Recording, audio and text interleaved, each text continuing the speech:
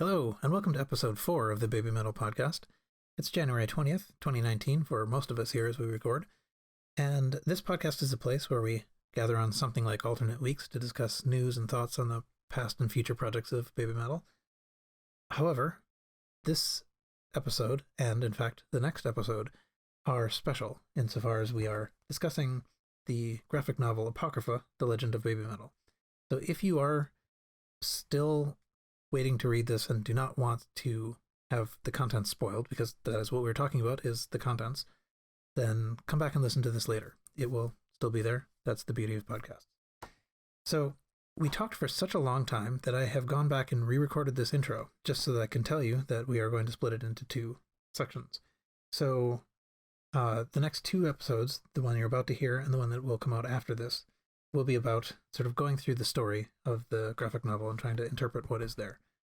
So let's dive in here to the beginning of this. I am Paul, and I am joined today by Kevin. Welcome back, everyone. Thanks. And Garrett. Hello. And Vars. Hello. Okay, so everybody, I hope, has their copy in hand of the graphic novel. The Bible is open. I have I was discussing this earlier with the team here, and I actually have the big one, and I was originally planning to sort of revel in it as I recorded, but the problem is it's too big. It's inconvenient to hold. You have the tome edition. Yes, it is really nice though. I mean, like I think we haven't really talked about the graphic novel at all, even including that. But it's big. The pages are heavy. It's the cover is nice. They don't, and mine managed to arrive relatively undamaged. That was one thing that was kind of an issue a couple people had, was that it was not in a particularly well secured package. But it's nice. It is really nice. I'm happy to have it. But anyway, I'm going to read my little one. So easier practicality. So I think we have done more preparation for this episode than we have for all of the other episodes combined. I believe that is probably true. So lot of everybody's reading. Indeed. Yeah. Felt like I was in college again. Yes. What fun. But yeah, so I think what we're going to do, we haven't really coordinated ourselves ahead of time, apart from just thinking that what we will do is roughly go through, I think, from beginning to end, just as a way to kind of remind ourselves of what things are happening and what things we want to mention.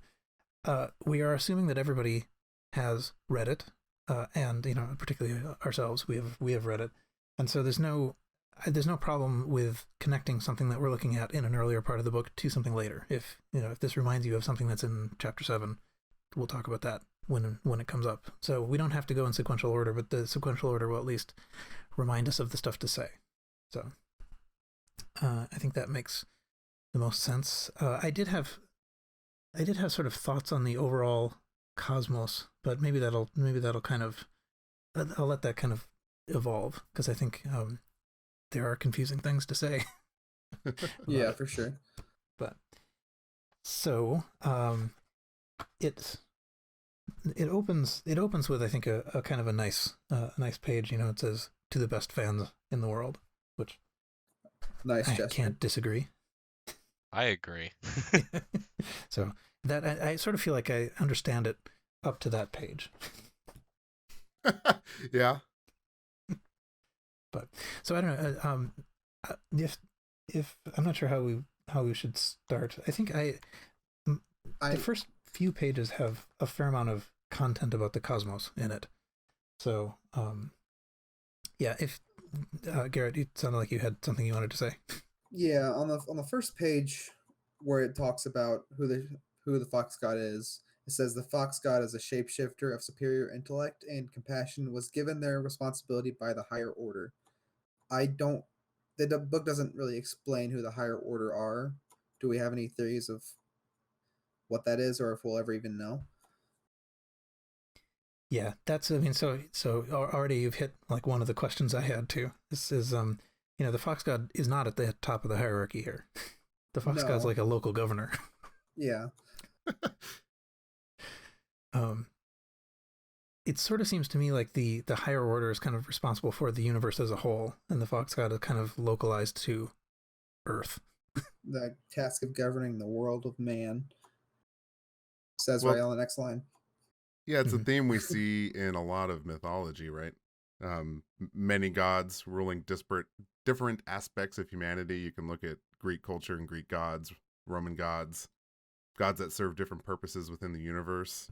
So yeah, my interpretation of all of that is, we're looking through the eyes of the fox god, who is responsible for, like you said, things on Earth. It is interesting. So the fox god is a shapeshifter of superior intellect and compassion. I wondered, compared to who? It was like who are the less intellectual and compassionate that the fox god was chosen over to? Isn't The isn't that entirety of a man. Well, I Wasn't- think I would imagine the peers are more the whatever the fox god is. Yeah. well, that's a trope of foxes too, right? What's the expression?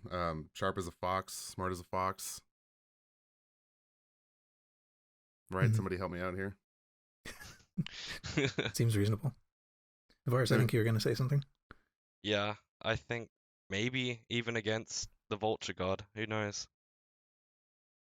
Well, yeah, I was wondering that too. Like, is the vulture god sort of a peer of the fox god? I mean, that's what was Is- confusing because like- the vulture god just comes out of nowhere and is like the enemy against everyone, and there's I no motive to think- that at all. I think it's because it was the natural imbalance of good and evil. I don't know where exactly it came from, but it was the outcome of an imbalance of good and evil. The good being the what's it called? I have it. That the thing they wear around their neck to make the fox god wore around his neck. Mhm. What's it called? It's just an A. Agimat. Yeah, that one. Yeah. I could not remember the name of it to save my life, but that was the cause of the vulture god to come into existence at all. But yeah, it doesn't really answer where he came from exactly. So I don't even know if I'm not sure if I know even how to formulate this or if I find this. I don't know. I had a kind of confusion about. Well, it's either my confusion or it's a confusion in the work about what these combating forces are. So it says it starts off by saying there's always been good and evil in the universe, right? Yeah. And there's a balance, and this is that it seems like is fairly a common thought that, like, particularly when you think about good is kind of defined in a sense in opposition to evil. So you need evil in order to sort of show what the boundaries of good is or something Yes. are. But so that all kind of makes sense, but at the same time, so you can kind of see why good might not want to eradicate evil in a sense, because that sort of defines good. But it doesn't seem to me like it should go the other way, right? Yeah, like- but like the whole story falls along of it being a balance, and that could be a reason why they can't actually kill the vulture god each time they fight. Right, but so the conceptual weirdness I have with this is just that I don't think it doesn't seem to me like fundamentally to what our understanding of what evil would be, that it would say, oh, I want to make sure that I keep good around because I'm only defined in respect to good. It sort of seems like it's more one directional. Like evil would just as soon take over everything because that's just what it is to be evil. Yeah, there's like no motive. So the thing that I thought was weird was that that it says in like box 3, only those with empathy for both sides can broker peace. And I understand the idea, except that I don't understand why evil would be at all interested in any sort of peace. So anyway, Yeah. I'm not sure that I think it's possible I won't take that any further at the moment, but I know that was one thing that was kind of bugging me all along, is like, I understand the balance, and yet I don't understand what evil's getting out of this. Yeah, but it also says on the next page here, hence the fox god created the metal resistance, the elemental spirits, Mhm. Whose charge it was to govern the balance of the good and evil on Earth. It was their job to basically fight the Vulture God all along. That was their entire purpose. Right. And I think that sort of makes sense. But I just don't quite understand this idea of like brokering peace between good and evil. Followed by like the very lower edge of the the page before that now the Fox God's like trying to win a war. Like, is he brokering peace? Is he going to war? What is he doing? I don't understand. Yeah. Well, brokering peace to me doesn't have to mean literally, in the literal sense, brokering peace. What we know about, where a lot of this story probably came from is, Koba's enjoyment of Star Wars. So I'll use that as a reference. Mm-hmm. And I will say it was the function of the Jedi to broker peace in the galaxy. And sometimes they did that through war, through fighting the Sith, and bringing balance to the universe. So brokering peace, compulsory peace. Compulsory peace, yeah. So brokering peace could simply be the fight between good and evil to maintain a balance. So it's not necessarily that evil has something to gain from peace. The war is ongoing, and the brokerage is the fight. Yeah, and that probably is in fact what's going on. But all right, yeah. So there's a ton of stuff on these pages. These 2 pages we were looking at. Is there more that people wanted to add to that? I find it interesting on the bottom right-hand side of the page where it explains the elemental spirits. It looks like one of the masks they wear in the name of the recent tour. That is likely by design. The one with the fire-breathing rooster. Yeah. Yeah, we didn't get much with that. Not much with the fire chicken. Just that one little panel. Yep. There's also, I like the bear in the upcoming chapter. The bear? Yeah, there's a bear that reappears throughout the story. Yeah, I'm sure we'll say this a lot, but the art really is spectacular. Fantastic. Mm-hmm. It's amazing. I'd buy a poster of any page. Honestly. Yeah. That's actually one other nice thing that the big one actually did come with 3 sort of separate posters as well. So the small ones, they have a small one, I think, in the back or whatever that is, like a random piece of artwork. Yeah, there's like a little cutout thing right next to the QR code that's got like a full piece of art on there. Yeah. Oh yeah, you're right. It's true. I didn't notice it at first either. I wonder if people are really going to take that out. I mean, I guess so. I don't plan on it. Yeah. I kind of want to, kind of don't. No, just to buy another set. Oh, That's boy. that's the way this is supposed to work, right? So on to chapter 1. Yeah, so I mean, I guess at this point we have, although I mean, like this is probably clear, we have established that there are essentially 3 powers. There's the quelling the silence of death with sound, meeting fire with ice, and meeting ice with fire. Yes. Which mostly continues throughout. So. For the most part. It gets confusing later in the book, I think, for me anyway. But it stays true to the end goal. Mm-hmm. So yeah, okay. Anyway, so the Cosmos setting, set chapter 0, I guess is mostly done. Was there anything else I wanted to say? I don't know. Yeah, I'll probably remember. The second page of chapter 2 with the fish, my favorite page, for sure. Chapter 2. Boy, you jumped way ahead. Chapter 1, my bad. Chapter 1, page 2. Oh yes, yeah, I know. I see what you're saying. Yes. Fish panel. But okay, chapter 1. Let us move on to chapter 1. So what did I have to say about this? I mean, it's very specific about the location and date. It is Shimotsuke Province, Japan, 1640. And I don't know, did anyone do historical research? I should maybe note that there was a Reddit post by Plastic Metal that did a little bit of like looking into some quick, sort of quickly produced internet research on some of these things. So I read that, but I don't know if anyone else has done anything further. I spent about a half an hour Googling the dates and locations to see if I could tie anything together, and I'll let you know up front that I didn't really find a whole lot. If I figure out a way to tie it in, I will let us know. Okay. Yeah. I mean, it seems to me like the story tells itself. There was in this area there was a copper mine, the Ashio copper mine, which much later in like the 1880s was the source of a big environmental disaster that is like killing a bunch of fish and causing famines and things. But that's obviously not what's being referred to here because it's like 200 years earlier. But it could be, but it's the same place, so it could have sort of related. It's probably inspired by it. Yeah, maybe. It's very likely, given what happens. Yeah. We were talking about the prologue where the vulture god came from, and we get that origin in this chapter. Right. Yeah, so it's I guess it's not there's a fair amount of narration just through the imagery, there's a mine and there's fire and smoke and, ecological imprudence. I remember reading Go ahead. I was gonna say I remember reading in the AMA, the graphic novel team did, that they drew a lot of inspiration from current events and sprinkled them throughout the book. I'm guessing this chapter is one of them. I'm gonna guess climate change or other negative impacts humanity is having on the planet, and especially with I could see that.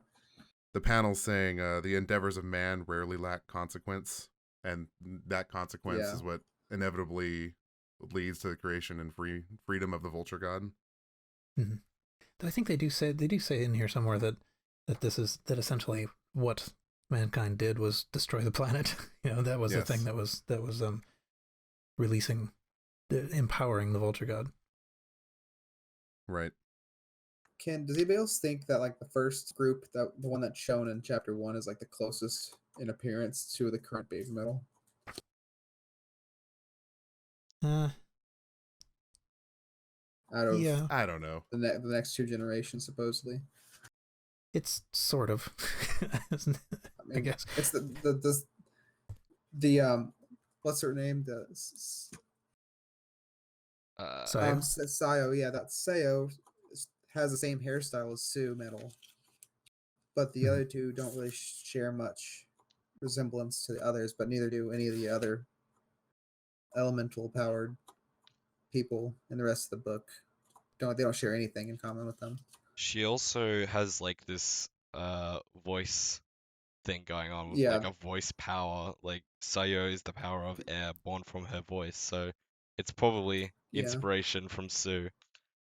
Yeah, but I think that's also portrayed in the next generation too, and I don't think so as much in the final one towards the end. Mm-hmm. So yeah, I mean, I think in the Reddit AMA there was at least some kind of acknowledgement of the fact that it was non-accidental that the character names start with the same letter as the romanization of each of the 3 baby metal. Yeah, I noticed that too. And I think that you can kind of say that the character matches. That Sayo, the power of voice is kind of Sue Metal, and fire and lack of control might be Moa. Yeah, for sure. Yui Metal's ice cold, stone cold. Yeah. I didn't finish looking them up, but they also mentioned in the AMA that the names are not an accident. Right. If you look up each name's meaning, and I'm quoting here, you'll see that it ties to a personality trait that we felt each girl embodied. For example, Yoshino means respectful, good. Ah, interesting. Yeah, I did not finish. I may have even copied and pasted that into my notes, and then didn't fully read that. Right. Cool. Right, and in the same line, they also confirmed that Sayo, Yoshino, and Miko are, in fact, go along with the Romaji spelling for each of their names. Right. So, yeah, maybe it is starting at a point where it's closest, but it's still... Yeah, I don't know. I can't entirely disagree that they look more like the actual people we know. But I'll be honest, like, before I started seeing a lot of the leaked pictures, the teaser pictures, I almost believed that it was actually like a comic book based on like the current generation of baby metal, consisting of Sue Metal, Moa Metal, and Yui Metal.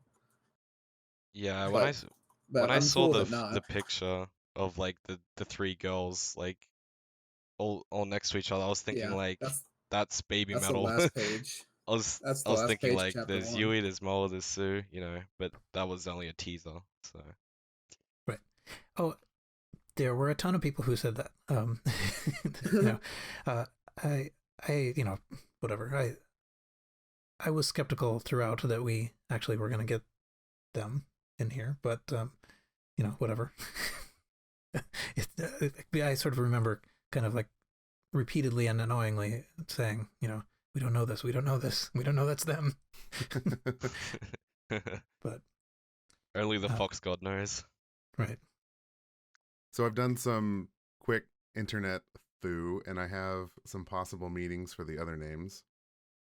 We have Yoshino as respectful and good. I have Miko as beautiful child, derived from me, beautiful, and ko, child. It could also mean shrine maiden. Mm-hmm. And Seiyo, mostly in Japanese, born at night. All right. There are, because I obviously don't speak the language, there could also be some kanji out there and some other meanings behind those names, but those are my quick and dirty Google search results for coming up with those names. Excellent. All right, so let's see. So we have the beginning is sort of set up by this environmental disaster killing some fish and releasing, some sort of terrible monster that comes from the deep, and everything goes black. And then we have sort of this cut to a scene of, it'll turn out to be Sayo, kind of like wandering injured along what appears to be a mountain ledge. Unclear exactly how we got from step 1 to step 2. And I think my understanding at least is that as she's walking along this ledge, the ledge cracks, and then the rest of it, or at least a lot of this rest of the chapter, is a flashback to kind of how we got to that point. Yeah, that was my interpretation as well. Yeah. So yeah, right. I suppose this maybe that's what this is she's wandering along this ledge before they have become reunited, but after the fight that we're about to hear about. Yes, we're getting into the fight now. Yeah. Part of the clue of that is that, we actually have little subtitles. I don't know to what extent people were paying attention to those, but chapter 1 is Poisoning the Earth. The Vulture God Awakens. A battle told through memory. So, hence, the flashback. Yeah. A perceived loss and reunion, which we'll get to. I took a note on this page where she's falling down the ledge or the cliff or whatever. The text we get is falling, failing, fallen. My first thought was elevator girl? Question mark. Going down, down, then down, down, down. It's probably not connected. It might not mean anything.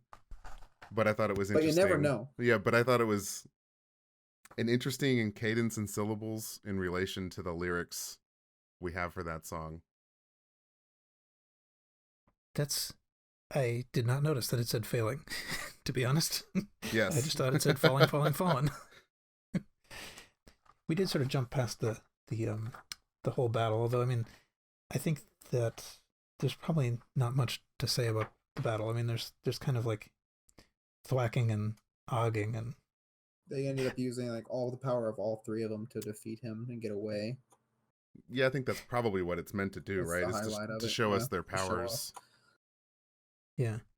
So there, I did have a couple. So they do use like I think we get like an ice ray, which allows Sayo to use the sword to cut off a hand or something like that, and then Sayo uses the voice thing, which kind of like knocks it back. But then I'm trying to find this. Where was this? But it seemed like they were kind of I wish I could figure out what I was referring to. But anyway, they make this decision like, we have to use this power, even though like we have no choice but to use this great power. And what I was not clear on is what's the downside. Like what is it that they are giving up by using this great power? And it seems to me like the only thing I could think of was that the Miko character actually doesn't have it very well under control. So so she can use the sun power, but it just like knocks everything out, and Right. we go to black and fall down cliffs. Miko holds the power of the sun within her heart. Her struggle is one of control. So sounds about right. Yeah. Yeah. So then they get separated and found by animals. And someone. So I don't know what to make of the, like, one gets found by a monkey and one gets found by a deer and then one gets found by a bear, and I don't know if those actual animals are significant either. There might be some connection. I'll look into it. Yeah. There probably is. This thing is so deep in reference. Yeah, it wouldn't surprise me at all. Yeah, and I'll be honest, I've read this, 3 or 4 times now preparing for this episode, and I did not catch that on any of those read-throughs. Oh, you mean the animals? Well, obviously I recognized that there were animals there, but I didn't connect the Right. dots that they were each created by a different animal. Yeah, and the animals sort of brought them together, I think. It Yes. says something. Yeah. When compassion rules your soul, the world is your friend. Those who have helped will return the favor. Your service has not gone unnoticed. And then, so I'm gathering that the animals are the ones who are noticing the service. It's weird. It's anyway, but yeah. So I know the first time I read through this, I sort of felt like they weren't wandering alone very long. I mean, there's like everybody gets a frame of being alone, and then they've already found each other. Yeah, there's no sense of time. They did say something about this in the AMA that they were surprised a little bit when they actually read the proof copy and discovered that, yeah, actually it goes by really fast. Yeah, it really does. And I almost wonder if the story would have benefited from multiple volumes or a thicker book. Yeah, quite possibly. I'm starting to think that after reading it, there's going to be more. I think there's a lot of stuff that can be expanded on. I'd like to note that the last page of chapter 1 is the leaked photo or the teaser photo for the comic. Yep. And that's also one of the ones that gets included as a poster too. Oh, nice. Yeah, so right, they're reunited. The Sayo and who is it, Yoshino, I guess, find each other. Just sort of, they each, like the monkey and the deer bring them together. Yes. And then a bear shows up with Miko, who says she's feeling a little burnt out. Yeah, okay. But then there's this narrator that I don't know where the narrator is, but the narrator, is it the animals? I don't know. I always assume that the narrator was the fox god. But it's talking to them, like, so it's saying, like, I owe you an explanation now. Yeah, the fox god appears eventually and talks to them. So yes. I think it might say who actually is the narrator. Like always. I think the narrator is like something like the prophet of the fox god or something like that. I think it says at the start. Oh yeah, no. I guess what I'm just wondering is, I assumed that the time has come now, my daughters, that I owe you an explanation, was being like spoken to the girls and perceived by them. Oh, I get. Yeah, I didn't understand who was speaking in that box either. Yeah, I thought it was Miko or something that said that, but yeah, I did not take that in. Interesting. So now we get the explanation. That's very exciting. Chapter 2. Yeah, well, before we move on, I'm rereading those last 3 panels. The narration, is the world has now shown you its true self. You have seen good, and you have seen the face of pure evil. And we have all 3 animals hanging out with each other. The monkey's riding the bear. The bear's mouth is open. So is the bear or the animal speaking to them? Maybe they're spirits in the same universe or galaxy or in the same vein as the fox god. It's like a spirit animal. Right. That was what I thought. In my notes, I wrote animals, say, the world has now shown you. But we'll go with that. I guess. Okay, so yeah, chapter 2, reanimation, the 7 avatars, a vessel, secrets of the past, the mission, pinwheel singularity, as a preview. Those are actually pretty helpful.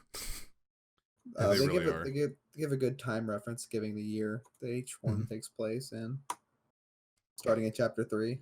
Right. But let's not get ahead of myself here. So yeah, here again, I think in this chapter there's a fair amount of confusing stuff about the cosmology, but for sure, I guess, yeah. But so we get this. The art here is great. I mean, not that it hasn't been, but I really like the the green themed fox bush thing.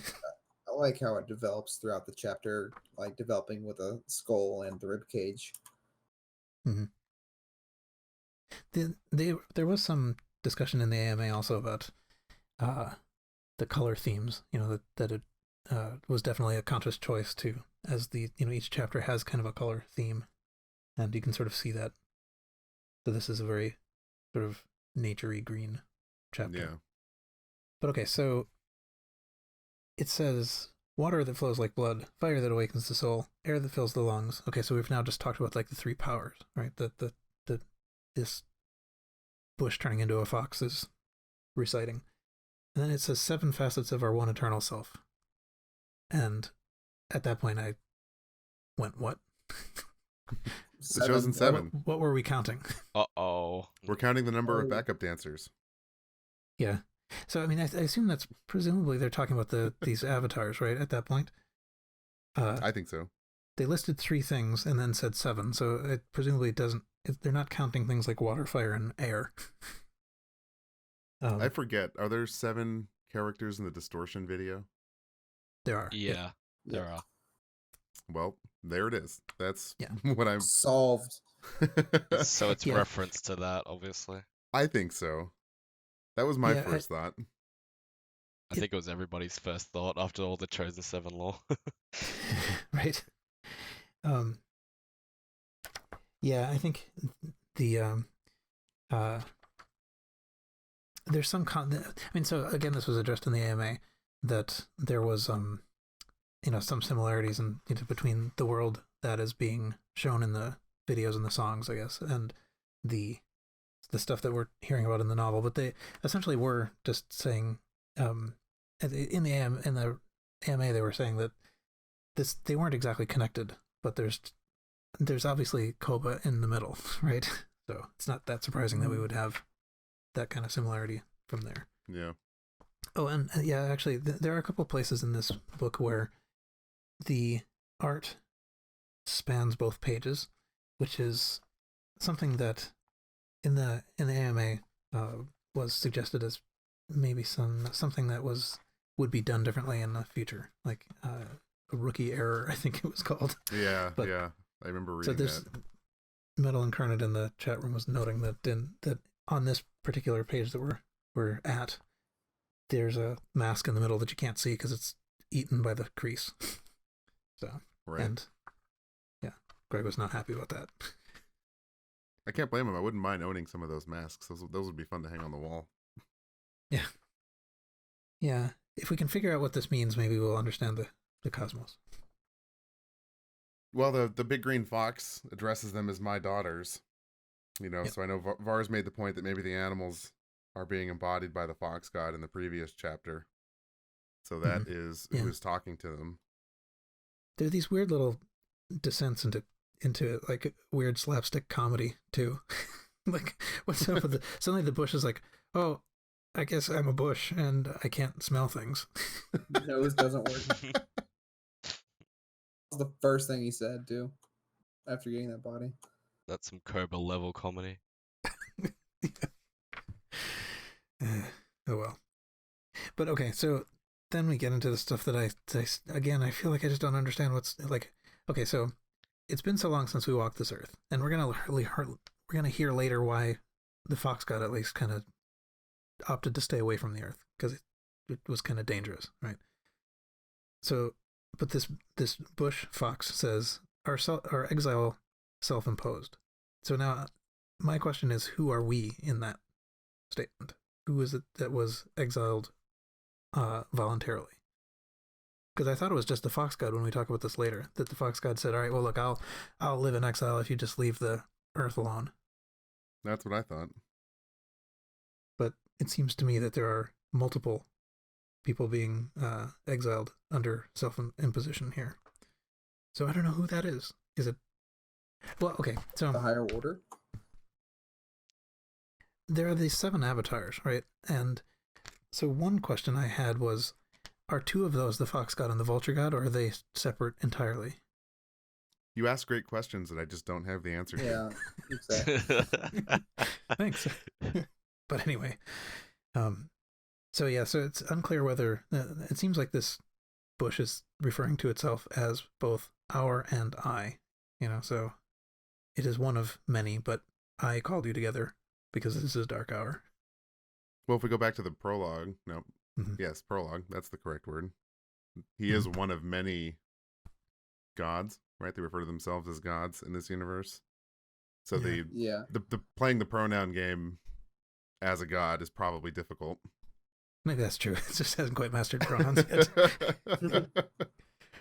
So yeah,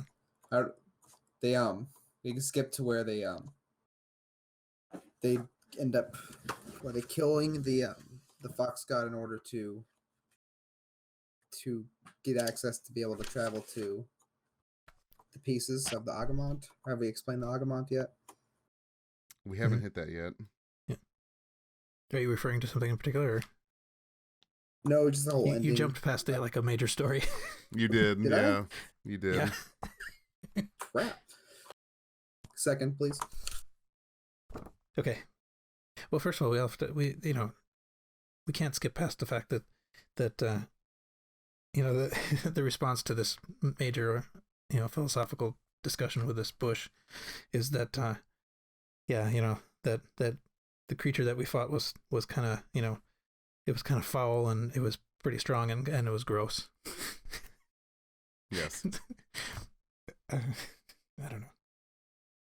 Maybe this is the comedy page. This is where the nose doesn't work and it's gross. And the fox bush spends some panels complaining about the body. Right. Cheeky fox god. But okay, yeah, so it seems like right, the 7 avatars form the balance of our cosmic energy, with the vulture god loose. So this is why I was kind of thinking that maybe the vulture god was one of those things that was the cosmic energy repositories. But well, so yeah, I guess the way I sort of understood this was they're kind of keeping each other in check. That if they're balanced, then no one of them is winning, in a sense. Yeah. I assume that's kind of the idea. And then, so through destroying the Earth, the mankind sort of provided extra power to the vulture god who wants to go and do its vulture god things now. Right, which led to the creation of Miko, Yoshino, and Seo to bring balance back to the Force. Yeah, exactly. as part of the metal resistance. Right. So as this chapter sort of progresses, it does sort of say that the vulture god is the vulture god is after is stillness, silence, and death is the way to get there. That seems, that makes a little bit of sense, I guess. Its hunger only ends when the world does. Yeah. Okay. Any other? So we should talk about the Agamot, like what it did and what it is, and all that. That's the next bit we learn. Anything up to that? Anyone wanted to say? That the fox god can't help because his power would be untamed and dangerous. Did we say that? I did not. Yeah, I found that a little strange, but maybe this Agamot stuff will help. But it's sort of like, all right, well, this needs to be done, but you have to do it by yourself. I can't help. It's like, apparently it can like make bushes talk and people, materialize and whatever, but it otherwise can't help. and I don't understand exactly why it can't help. Yeah, I'm gonna. I think the whole death thing is possible. Is can relate to a lot of Baby Metal's music, like Baby Metal Death, and a lot of other things where there's the screaming dude screaming death at you while you're listening to these songs. It's possible that's it's possible that's what it could be. It could relate to, but there is a part that will relate to Baby Metal Death later in the book. Yeah. Okay. So the actual explanation is coming next in a set of pages that is in a different style, which I guess sort of suggests ancient history. So the fox god just kind of wants to hang out on Earth, see what's going on, and so takes the form of a young woman and kind of concentrates, I guess, its power in this amulet, which is the Agamat. And so it's unclear exactly. Okay, so this Agamat is capable of the existence of this is what sort of allows the fox god not to be seen as a god, but just as like some human. That's one thing it says. It also seems to be somehow concentrating or reducing the reach of the power such that the vulture god gets the upper hand because this, the power is being used to obscure the fox god or something.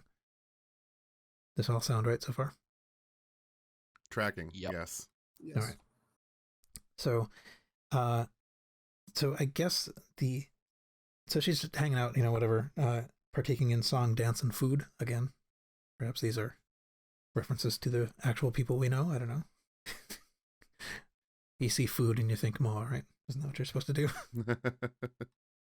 But anyway, so the vulture god like takes this opportunity and like does this ambushing attack from afar, which the sort of while the fox god is under attack, is unable to sort of revert back to fox god status, and so is like this weak human. And so to note that the shadow on the page where the vulture god comes in, the shadow of the woman is actually in the shape of a fox with a tail. An interesting piece of artwork that I noticed. Ah, yes. How true. That is something I did not notice. I did not notice that. Well done. Yeah. And the vulture has two sets of wings for some reason in this scene. Yeah. There was something. Well, maybe that's supposed to convey motion. I don't know. Maybe I could see that. I didn't really perceive it that way though at first. Yeah. But yeah, so the fox god is like under attack and can't turn back to god form to defend itself, and so uses the Agamat in a way it was never intended. And so at this point, it's somewhat mysterious. But so the way I kind of understand this thing is a little bit like my understanding of what a Horcrux is. Does that seem right? I put that word in my notes. Agamat equals Horcrux. Yeah. So it's somehow containing the essence of the fox god, and what the fox god did with it is essentially like unleash it in some way that grabbed a bunch of the essence of the vulture god, but also like a bunch of like innocent bystanders as well. Thousands of souls in the village. Yeah. Yes. I have a conspiracy that we could bring up. Okay. So it ripped off. I'd have to jump into like chapter 4, I believe, where the vulture god with the cave and all that. The vulture. They didn't show if the vulture god was dead. We see its arm right in front of the second piece of the Agamat. Is that representation of maybe they took away 1/3 of the vulture god's soul whenever he was attacked with the Agamat, and he gets to keep that piece of it because 1/3 of it was him? Yeah, this I wondered about that too. I mean, like we can talk about that when we get there, but that was my interpretation of that picture was at first that the vulture god got it after all.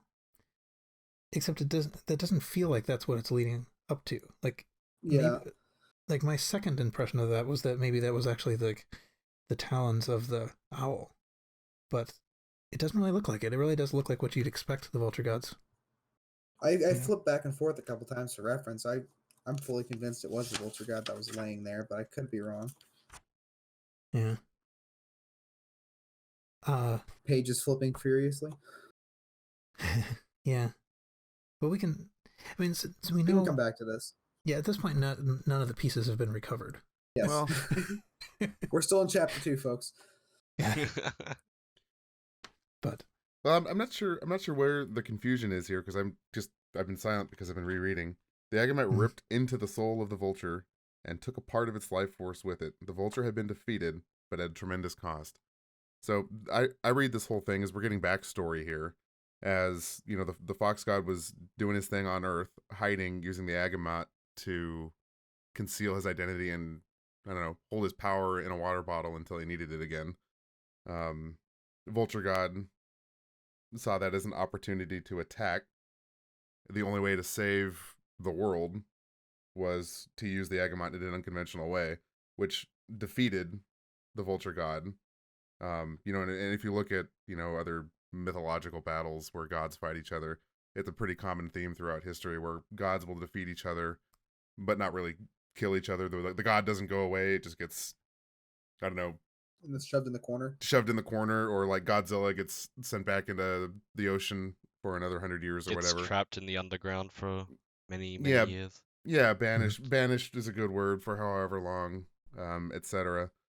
But at great cost. And that's what it's talking about when the Agamot is destroyed.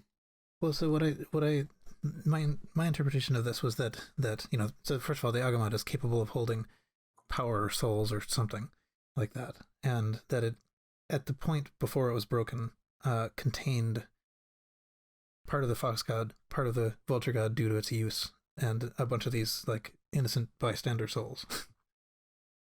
And so the Fox God said, all right, well, like this worked out poorly. I'm gonna break this up so that we can't get the power back out. So the Fox God is weaker, but so is the Vulture God, due to the fact that part of it is in this Agamot, which has been broken up and distributed across time in order to avoid anyone getting it back. Right, because the consequence of using his power through the Agamot while the Fox God was hiding on Earth is what was responsible for the thousands of souls being absorbed and all kinds of bad things happening. Right. So shattered into 3 pieces and set throughout time. Thanos minor. During this scene is the Fox God's telling the 3 to go destroy this, correct? And that's the whole setup for this scene, chapter. Yeah, well, so right, that's in the next page is that, like right next page, yes. So I offered my exile in exchange for mankind's safety. So that was the thing I was referring to before. Like, that sounds like one thing being exiled, and I don't know who this deal was being made with. But anyway, where it says, "What if we fail? Then we will forever be lost in time, and darkness will reign."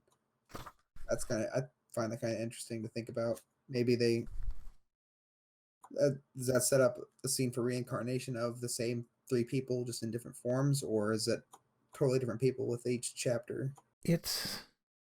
So in the AMA they did talk a little bit about this.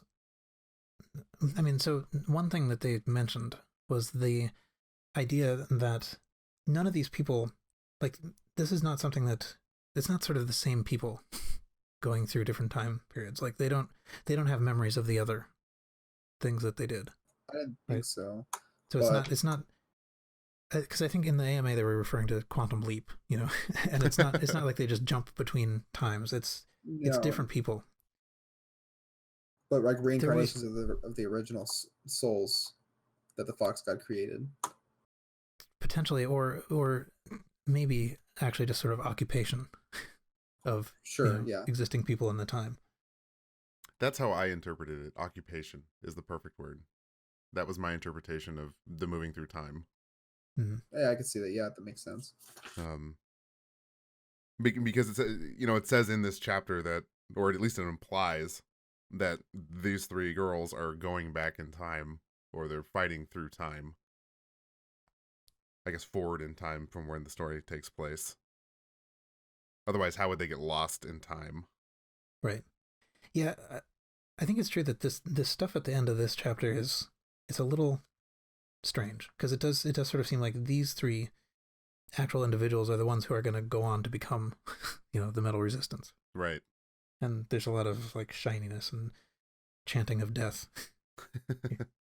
Yes, it's interesting you brought up Quantum Leap, because that's how I interpreted it as going through this book from here on out. And I guess if you don't, Paul and I are kind of old, so if you don't understand the reference, it was a show from many moons ago where somebody literally went right back in time and occupied the bodies of people. It was a scientist gone wrong, and he was trying to find his way back home. Something like that, right?